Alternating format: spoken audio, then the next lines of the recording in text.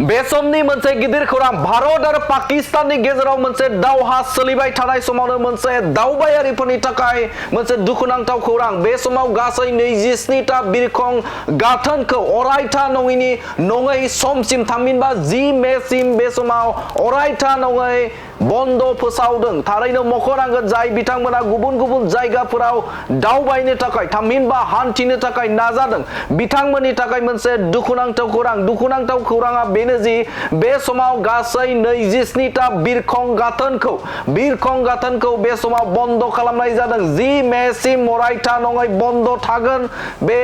गासै 27टा बिरखं गाथोना थारैनो मख'नांगोन जे बे समाव भारत आरो पाकिस्ताननि गेजेराव मोनसे जुजिलायनाय सोलिबाय दं थामहिनबा दावहा सोलिबाय दं आरो बे दावहा सोलिबाय थानायखौनो नोजोर बोनानै गासै 27टा बिरखं गाथोन बे बिरखं गाथोनखौ बे समाव बन्द खालामनाय जादों अरायथा नङै समसिम बे समाव बन्द खालामनाय जादों होननानै खौरां मोननाय जादों आरो बेनि अनगायैबो दा गासै 400टा फ्लाइट थामहिनबा बिरखंखौ बे समाव कैंसेल खालामनाय जादों थामहिनबा बातिल खालामनाय जादों थारैनो मख'नांगोन जे बे समाव भारत आरो पाकिस्ताननि गेजेराव जे अपारेशन सिंदूर बिमुंजों जे गाग्लोबनाय आरो बेनि अनगायैबो सिगांनि सानाव पहलगामखौ नोजोर बोनानै बे समाव भारत हादरा मोनसे गिख्रंथाव थासारिजों एयार स्ट्राइक खालामनानै बे समाव गासै मोन गुटा उदखारि हानजानि जे मोनसे थावनि बे थावनिखौ फोजोबस्रांनायनि उनावनो बे समाव मोनसे थासारि सोमजिदों आरो बे थासारिखौ नोजोर बोनानैनो बे समाव गासै 27टा बिरखं गाथोनखौ बे समाव बन्द खालामदों थामहिनबा 10 मेसिम बेयो बन्द थागोनखौ मिन्थिनो मोनदों दासिम थामहिनबा दिनैनि खालारसिम गासै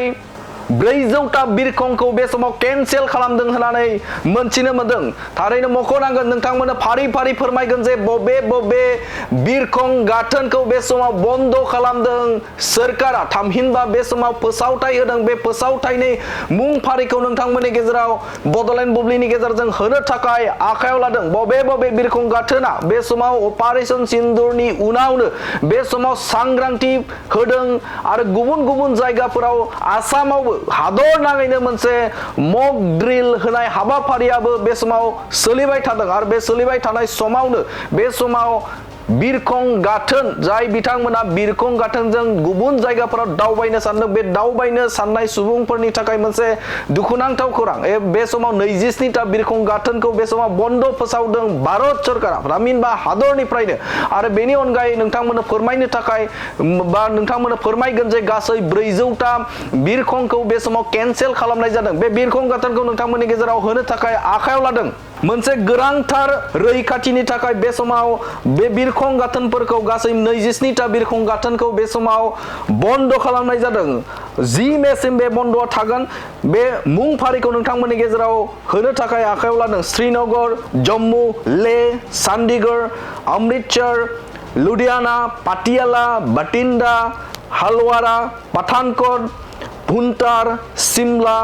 गोगाल धर्मशाला कासांगर जैसलमेर जोधपुर बीकानेर मुंद्रा जामनगर राजकोट पोरबंदर कंडला केशव भोज ग्वालियर हिंडन गासै मोन 27 बिरखं गाथोन बे बिरखं गाथोनखौ बे समाव 10 मेसिम अरायथा नङै महरै बन्द खालामनो थाखाय बिथोन होदों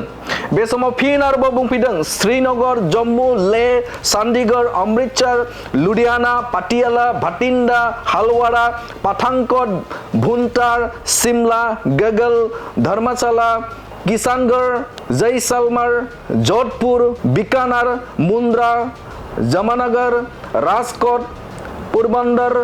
कंडला केशोद भोज ग्वालियर और हिंडन बे गासै मोन 27 बिरखं गाथोनखौ बे समाव 10 मेसिम अरायथा नङै महरै बन्द खालामनो थाखाय बिथोन होनायखौ बे समाव नुनो मोनदों।